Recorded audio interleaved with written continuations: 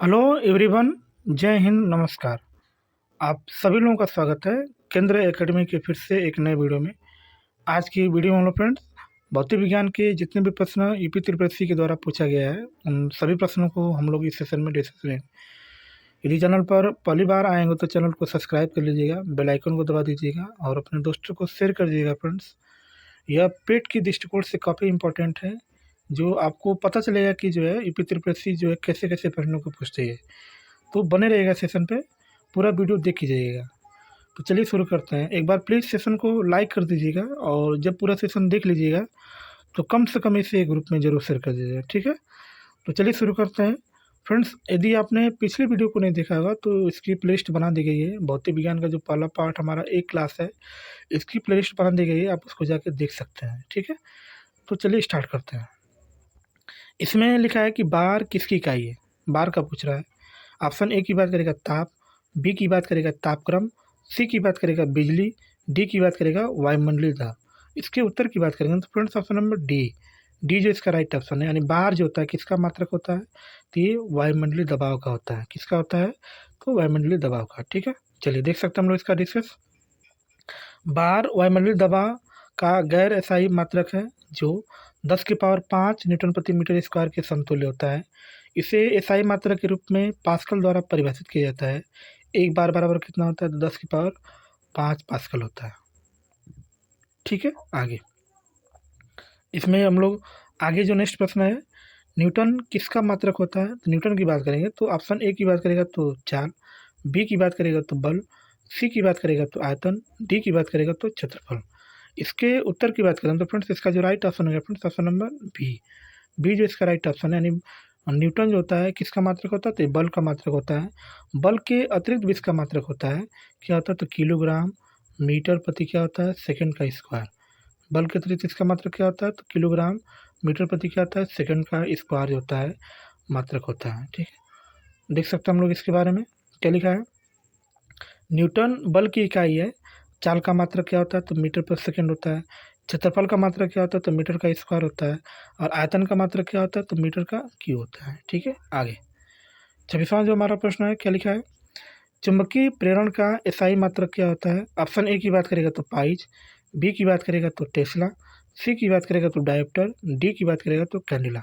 इसके उत्तर की बात करें friends option number B, B जो इसका राइट ऑप्शन है। यानी जो चुंबकीय प्रेरण होता है इसका जो मात्रक होता है इसको हम लोग क्या बोलते हैं, टेस्ला बोलते हैं। क्या बोलते हैं, टेस्ला। देख सकते हैं हम लोग इसके बारे में डिस्कस। इसका चुंबकीय प्रेरण का एसआई मात्रक टेस्ला होता है। चुंबकीय प्रेरण का जो प्रतीक होता है इसको हम लोग बी से दिखाते हैं, जबकि टेस्ला को हम लोग टी से दिखाते हैं। डायोप्टर की बात करें तो लेंस की प्रकाशिक शक्ति का क्या होता है, मात्रक होता है, जिसको हम लोग क्या बोलते हैं, डायोप्टर, ठीक है। आगे नेक्स्ट प्रश्न है, निम्नलिखित में से कौन सी भौतिक राशि अन्य से भिन्न है। ऑप्शन ए की बात करेगा तो कार्य, बी की बात करेगा तो गतिज ऊर्जा, सी की बात करेगा तो बल और डी की बात करेगा तो स्थितिज ऊर्जा, ठीक है। राशि की बात करेंगे तो राशि दो प्रकार की होती है। एक हमारी अदिश राशि होती है ना, और एक हमारी क्या होती है, सदिश राशि होती है। एक अदिश होता है और एक हमारा क्या होता है, सदिश होता है। तो सदिश की बात करेंगे तो सदिश में दिशा के साथ साथ क्या होता है, परिमाण भी होता है। और अदिश में क्या होता है, इसमें दिशा नहीं होता है लेकिन परिमाण होता है। तीन ऑप्शन की बात करेंगे तो कार्य और जितनी भी सारी ऊर्जा होती है सब क्या होती है, अदिश होता है, इसमें दिशा नहीं होता है। तो इसके उत्तर की बात करेंगे तो ऑप्शन नंबर बी जो इसका राइट ऑप्शन है। यानी बल जो होता है, बल में क्या होती है, दिशा भी होती है और क्या होता है, परिमाण भी होती है। और इसका बल क्या है, एक सदिश राशि है, ठीक है। देख सकते हैं हम लोग इसके बारे में। भौतिक राशियों को सामान्यतः दो भागों में विभक्त करते हैं। प्रथम अदिश राशि होती है, दूसरा सदिश राशि होती है। अदिश राशियों की परिमाण के लिए केवल परिमाण की आवश्यकता होती है, दिशा का नहीं होता है। जबकि सदिश राशियों के निरूपण के लिए जो है परिमाण के साथ साथ किसकी आवश्यकता होती है, दिशा की भी आवश्यकता होती है, ठीक है। तो ऊर्जा की बात करेंगे तो गतिज ऊर्जा और जो स्थितिज ऊर्जा ये अदिश राशियाँ होती हैं, लेकिन बल, वेग, त्वरण और विस्थापन ये सब क्या है, तो सदिश राशियाँ हैं, ठीक है। आगे नेक्स्ट नेक्स्ट प्रश्न की बात करेंगे, निम्न में से कौन सी अदिश राशि है। ऑप्शन ए की बात करेगा तो कार्य, बी की बात करेगा तो वेग, सी की बात करेगा बल, डी की बात करेगा तो त्वरण। इसमें अदिश राशि पूछा है तो अभी हमने इसके बारे में बताया कि जो कार्य होता है और जो ऊर्जा होती है, बहुत सारी ऐसी राशियाँ हैं जो अदिश राशि होता है। लेकिन तीनों की बात करेंगे तो तीनों जो है ये वेग की बात करेंगे, चाहे त्वरण की बात करेंगे, चाहे बल की बात करेंगे, तो ये सदिश राशि है। बट कार्य जो होता है क्या है, तो अदिश राशि है। ठीक है, इसलिए ऑप्शन नंबर ए जो है इसका राइट ऑप्शन है। ठीक है, आगे कार्य तथा ऊर्जा का एक ही इकाई क्या है? ऑप्शन ए की बात करेगा तो जूल, बी की बात करेगा तो एम्पियर, सी की बात करेगा किलोग्राम, डी की बात करेगा तो मीटर। इसके उत्तर की बात करेंगे तो फ्रेंड्स इसका जो राइट ऑप्शन होगा ऑप्शन नंबर ए। ए जो इसका राइट ऑप्शन है, यानी कार्य और ऊर्जा का दोनों का मात्रक क्या होता है, तो जूल होता है। ठीक है, देख सकते हैं कार्य बराबर होता भी क्या है, तो कार्य बराबर होता है बल गुणित विस्थापन, बल का मात्रक न्यूटन, विस्थापन का मात्रक मीटर होता है, यानी न्यूटन मीटर बोल सकते हैं, या उसके अतिरिक्त भी आप क्या बोल सकते हैं, जूल बोल सकते हैं। फ्रेंड्स ये जो मात्रक है एमकेएस पद्धति में, किस पद्धति में, एमकेएस में। यदि आपसे सीजीएस पद्धति में इसका मात्रक पूछेगा तो आप क्या बताएंगे, इसका मात्रक क्या होता है, तो अर्घ होता है। क्या होता है, अर्घ। और 1 जूल बराबर कितना अर्घ होता है, तो 10 की पावर 7 अर्घ होता है। कितना होता है, 7 अर्घ होता है। ठीक है, देख सकते हैं इसके बारे में। किसी वस्तु के कार्य करने की क्षमता को उस वस्तु की ऊर्जा कहते हैं। इसका मात्रक भी जूल होता है।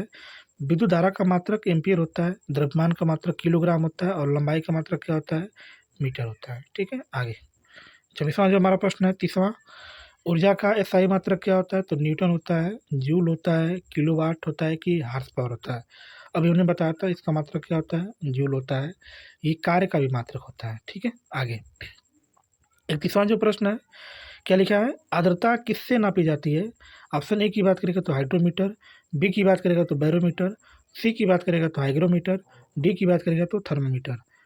आर्द्रता की बात करेंगे तो ये किससे नापा जाता है, तो हाइग्रोमीटर से नापा जाता है। ठीक है, चलिए देख सकते हैं इसके बारे में डिस्कस। इसका क्या लिखा है, हवा में आर्द्रता मापने के लिए हाइग्रोमीटर का उपयोग किया जाता है। हाइड्रोमीटर द्रवों या जल के तुलनात्मक घनत्व का मापन करने वाला क्या होता है, एक यंत्र होता है। ठीक है, आगे नेक्स्ट की बात करेंगे।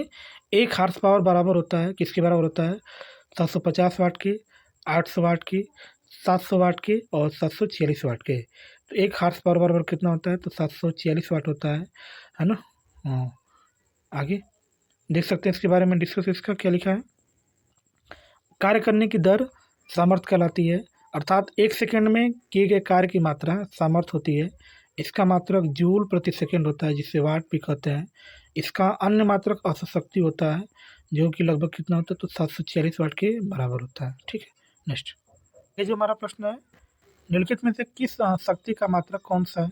ऑप्शन ए जूल, बी की बात करेंगे जूल प्रति सेकेंड, सी की बात करेगा जूल सेकेंड, डी की बात करेगा किलोवाट घंटा। तो शक्ति का जो मात्रक होता है क्या होता है, तो इसका जो मात्रक हो जाएगा friends option number B, joule प्रति सेकेंड होता है, या इसी को हम लोग क्या कर सकते हैं, वाट कर सकते हैं। क्या कर सकते हैं, वाट। क्योंकि शक्ति को हम लोग पी से दिखाते हैं और पी बराबर होता है डब्लू बटा क्या होता है, टी होता है। डब्लू का मात्रक कार्य होता है, कार्य का मात्रक जूल होता है, और समय का मात्रक क्या होता है, सेकेंड होता है। ठीक है, चलिए देख सकते हैं हम लोग इसके बारे में डिस्कस। इसका क्या लिखा है, किसी मशीन अथवा कर्ता के द्वारा कार्य करने की दर को शक्ति या सामर्थ्य कहते हैं। शक्ति बराबर कार्य बटा समय होता है, यानी पी बराबर डब्लू बाई टी होता है। शक्ति का मात्रक जूल प्रति सेकंड होता है, या इसी को हम लोग क्या बोलते हैं, वाट कहते हैं, है ना। और औसत शक्ति होता है, तो एक औसत शक्ति में कितना वाट होता है, तो 746 वाट होता है। ठीक है, निम्नलिखित में से कौन सी राशि का मात्रक जूल नहीं है? ऑप्शन ए की बात करेगा तो यांत्रिक ऊर्जा, बी की बात करेगा तो कार्य, सी की बात करेगा तो उष्मा, डी की बात करेगा तो सामर्थ्य। इसका जो राइट ऑप्शन है friends option number D. D जो इसका राइट ऑप्शन है, यानी सामर्थ्य का जो मात्रक होता है वाट होता है। बाकी मैंने अभी बताया था कि जितनी सारी ऊर्जाएं होती हैं, कार्य होता है, सबका मात्रक क्या होता है, जूल होता है। क्या होता है, जूल होता है। ठीक है, देख सकते हैं इसके बारे में हम लोग। कार्य करने की दर को शक्ति या सामर्थ्य कहते हैं। यदि कोई व्यक्ति टी समय में डब्लू कार्य करता है, तो वहाँ पे जो सामर्थ्य होता है, यानी जो शक्ति होती है, पी बराबर डब्लू बाई टी होता है, और ऐसा इसका मात्रक क्या होता है, वाट होता है। क्या होता है, वाट। ठीक है, आगे नेक्स्ट प्रश्न की बात करेंगे। इसमें लिखा है कि 1 वाट घंटा किसके बराबर होता है? ऑप्शन ए की बात करेगा तो 2400 जूल, बी की बात करेगा तो 2200 जूल, सी की बात करेगा तो 3200 जूल, और डी की बात करेगा तो 3600 जूल। इसके वाट घंटा की बात करेंगे तो ये किसके बराबर होता है, तो 3600 जूल के क्या होता है, बराबर होता है। कैसे होता है, तो इसको हम लोग देख सकते हैं इसका डिस्कस। इसमें जानते हैं हम लोग कि 1 किलोवाट में कितना होता है, 1000 वाट होता है। एक औसत शक्ति में कितना वाट होता है, तो 746 वाट होता है। 1 वाट सेकंड बराबर लिख सकते हैं, 1 वाट गुणे 1 सेकंड, या इसी को हम लोग क्या बोलते हैं, 1 जूल भी बोलते हैं। अतः आप घंटा को जो है यहाँ पे क्या लिखा है, घंटा, तो घंटा को आप सेकंड बदलेंगे तो क्या मिलेगा, 3600 सेकंड होता है, गुणा करेंगे तो 3600 जूल आएगा। ठीक है, आगे नेक्स्ट प्रश्न है, जड़त्व आघूर्ण का मात्रक क्या होता है। ऑप्शन ए की बात करेगा तो किलोग्राम प्रति मीटर के पावर -5, बी की बात करेगा तो न्यूटन सेकेंड, सी की बात करेगा तो किलोग्राम प्रति मीटर का स्क्वायर, डी की बात करेगा तो मीटर पर सेकेंड। फ्रेंड इसको जो है यूपी त्रिपक्षी ने जो है स्टार लगा के छोड़ दिया था, और क्यों लगाया था तो इसको हम लोग देख सकते हैं इसका बारे में। ठीक है, माना एम द्रव्यमान की वस्तु आर त्रिज्या वाले वृत्तिपथ पर गति कर रही है।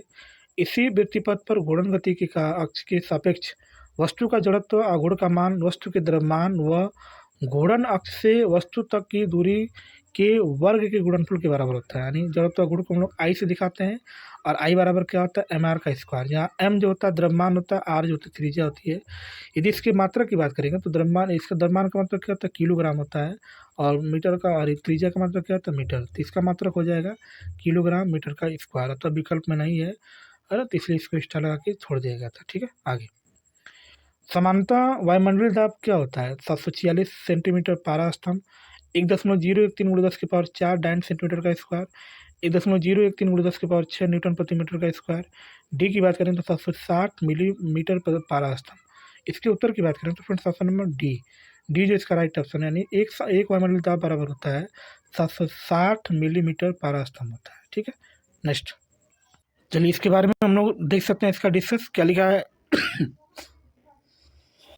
इसमें लिखा है कि वायुमंडलीय दाब का अर्थ क्या होता है, किसी भी दिए गए स्थान और समय पर वहाँ की हवा के स्तंभ का भार होता है।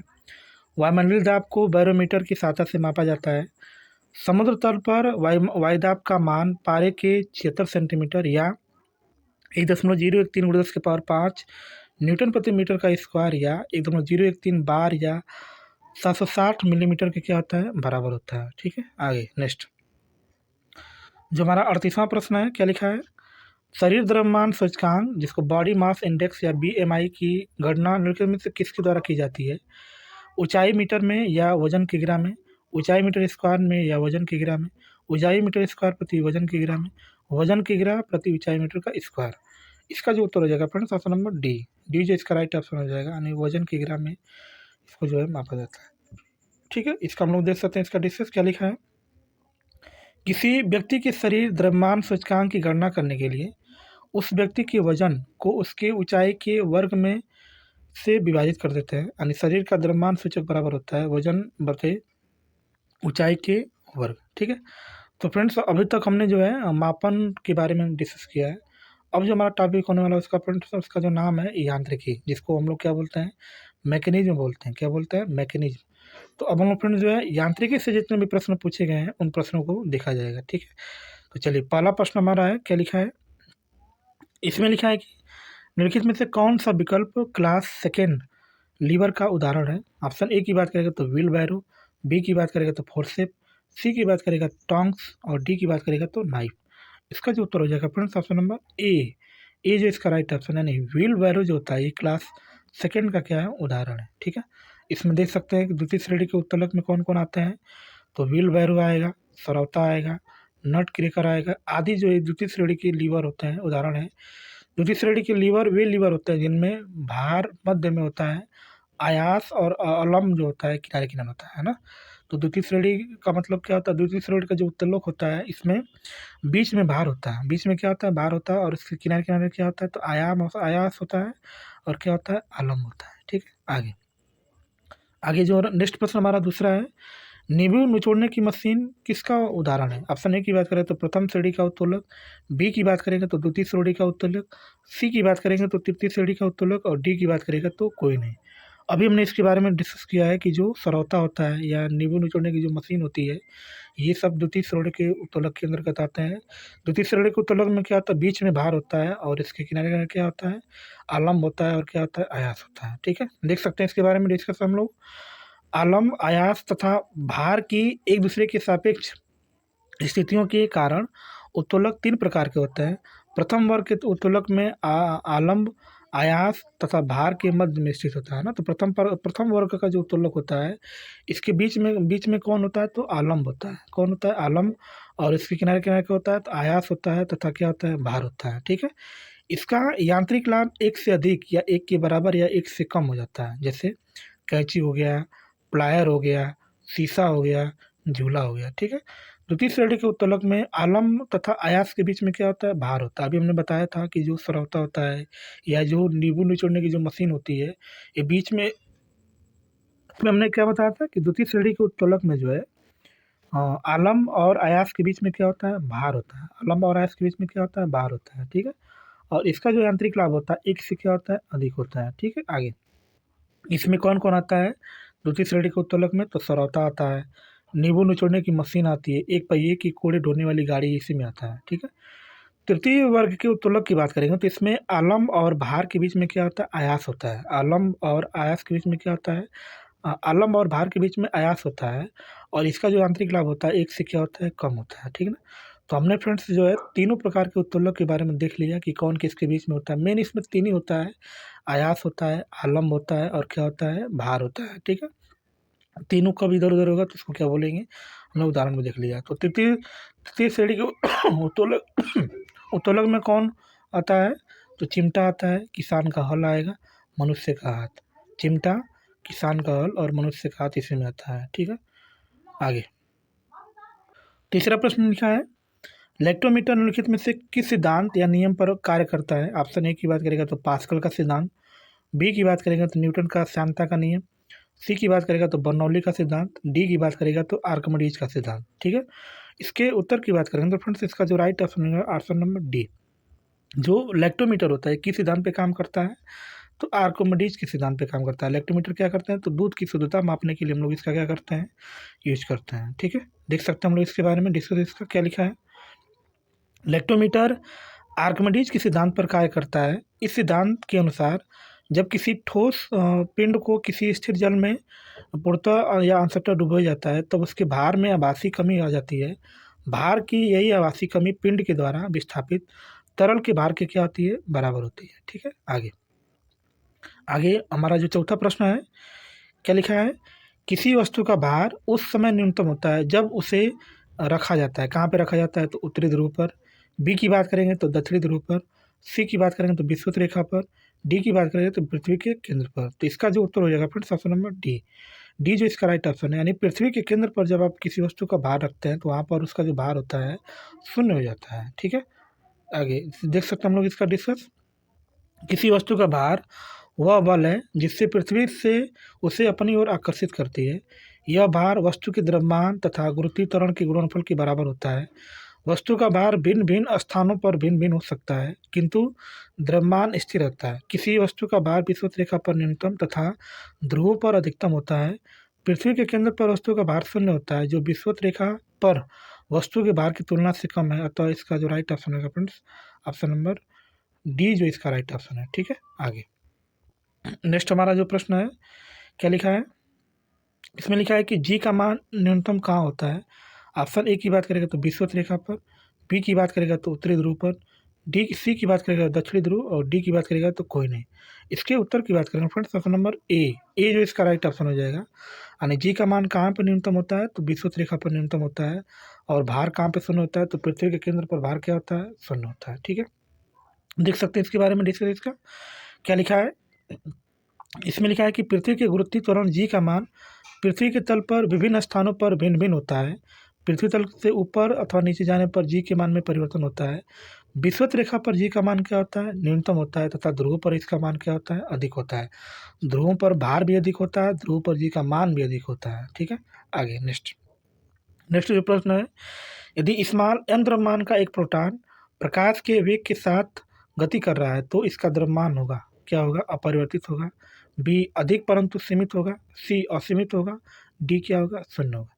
इसके उत्तर की बात करेंगे तो ऑप्शन नंबर सी जो इसका राइट ऑप्शन है, यानी क्या होगा? असीमित होगा। ठीक है। इसका हम लोग देख सकते हैं, इसका डिस्कस क्या लिखा है। इसमें लिखा है कि यदि m द्रव्यमान का एक प्रोटॉन प्रकाश के वेग से गति कर रहा है तो उसका द्रव्यमान असीमित हो जाएगा। ठीक है। आगे सातवां हमारा जो प्रश्न है, डायनामो ऊर्जा परिवर्तित करता है, विद्युत को यांत्रिक में चुंबकीय को वैद्युत में, यांत्रिक को वैद्युत में, उपयुक्त में से कोई नहीं। इसके उत्तर की बात करेंगे फ्रेंड्स, ऑप्शन नंबर सी जो इसका राइट ऑप्शन है। यानी डायनमो जो क्या करता है, तो यांत्रिक ऊर्जा को क्या करता है, विद्युत ऊर्जा में चेंज करता है। ठीक है, देख सकते हैं इसके बारे में। डायनमो यांत्रिक ऊर्जा को विद्युत ऊर्जा में परिवर्तित करता है। विद्युत मोटर विद्युत ऊर्जा को यांत्रिक ऊर्जा में, माइक्रोफोन जो है ध्वनि ऊर्जा को विद्युत ऊर्जा में, और बैटरी रासायनिक ऊर्जा को विद्युत ऊर्जा में क्या करती है, परिवर्तित करती है। ठीक है, आगे नेक्स्ट प्रश्न हमारा है, यांत्रिक ऊर्जा को विद्युत ऊर्जा में रूपांतरित करने के लिए का प्रयोग किया जाता है, किसका प्रयोग करते हैं, डायनमो का, माइक्रोफोन का, विद्युत मोटर का, बैटरी का। अभी हमने बताया था किसका यूज करते हैं हम लोग, डायनमो का यूज करते हैं। ठीक है, आगे 9वां हमारा प्रश्न है, क्या लिखा है, रासायनिक ऊर्जा को विद्युत ऊर्जा में रूपांतरित करने के लिए किसका हम लोग यूज करते हैं, विद्युत चुंबक, फोटो सेल, विद्युत अपघट्य, संचायक सेल। इसका उत्तर हो जाएगा फ्रेंड्स ऑप्शन नंबर डी जो इसका राइट ऑप्शन है। यानी संचायक सेल का हम लोग यूज कहाँ करते हैं, तो रासायनिक ऊर्जा को विद्युत ऊर्जा में। ठीक है, देख सकते हैं इसके बारे में। संचायक सेल को रिचार्जेबल सेल भी कहा जाता है। यह सर्वप्रथम विद्युत ऊर्जा को रासायनिक ऊर्जा में परिवर्तित कर ऊर्जा का भंडारण करता है, तथा इसके पश्चात जब इनका उपयोग किया जाता है तो ये सेल भंडारित रासायनिक ऊर्जा को विद्युत ऊर्जा में क्या करते हैं, रूपांतरित करते हैं। ठीक है, आगे 10वां प्रश्न है, नदी का बहता हुआ जल किस प्रकार का ऊर्जा का सहन करता है, गुरुत्वीय का, स्थितिज ऊर्जा, विद्युत का और गतिज ऊर्जा। इसके उत्तर की बात करेंगे तो फ्रेंड्स ऑप्शन नंबर डी। जब कोई चीज़ गति करता है यानी बहता है, यानी एक स्थान से दूसरे स्थान पर गति करता है, तो वहाँ पे जो ऊर्जा सहन होती है उसको हम लोग क्या बोलते हैं, गतिज ऊर्जा बोलते हैं। ठीक है, आगे देख सकते हैं इसके बारे में। गिरता हुआ नारियल, गतिशील कार, लुढ़कता हुआ पत्थर, उड़ता हुआ हवाई जहाज, बहता हुआ जल, बहती हुई हवा, दौड़ता हुआ खिलाड़ी आदि सभी में गतिज ऊर्जा विद्यमान होती है। संक्षेप में किसी वस्तु में गति के कारण निहित ऊर्जा जो होती है उसको हम लोग क्या बोलते हैं, गतिज ऊर्जा बोलते हैं। क्या बोलते हैं, गतिज ऊर्जा। ठीक है, चलिए निम्नलिखित में से कौन सा उपकरण विद्युत ऊर्जा को यांत्रिक ऊर्जा में परिवर्तित करता है, electric motor, electric generator, transformer, डिस्टकारी या जिसको रेक्टिफायर बोलते हैं। इसका जो उत्तर हो जाएगा फ्रेंड्स ऑप्शन नंबर ए। यानी जो विद्युत मोटर होता है ये क्या करता है, तो विद्युत ऊर्जा को रासायनिक ऊर्जा में चेंज करता है। ठीक है फ्रेंड्स, तो फ्रेंड्स वीडियो को यहीं पे समाप्त करते हैं। वीडियो आपको अच्छी लगी तो प्लीज़ चैनल को लाइक कर दीजिएगा, सब्सक्राइब कर दीजिएगा, अपने दोस्तों को शेयर कर दीजिएगा फ्रेंड्स, और कमेंट करके ज़रूर बताइएगा कि वीडियो आपको कैसी लगी है। ठीक है, मिलते हैं नेक्स्ट क्लास में ऐसे ही शानदार प्रश्नों के साथ। तब तक के लिए बाय और जय हिंद फ्रेंड्स।